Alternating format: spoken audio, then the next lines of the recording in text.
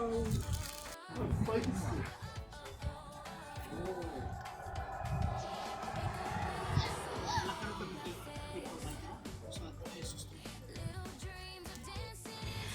tye soos daai, saam met jou gesin, wie jy liefhet, saam met die gesin, saam met wie jy tyd wil spandeer, hoekom dan nou nie? Dis hoekom ek hierdie online digital marketing besigheid begin het. Want ek wil nie worry oor is die budget reg nie. Ek wil nie met 'n lysie meer rondloop in die winkel en sê maar ek kan nie dit bekostig nie of te veel neuse vir die kinders nie. Hierdie is hoekom ek die stap geneem het. So ek vra vandag vir jou, ek sê vir jou, julle maak daai besluit.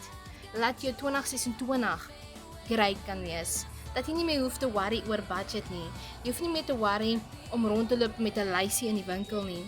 Jy kan al die emergency geld kan jy hê vir emergencies as daar noodgevalle kom waarvoor jy nie gebudget het nie.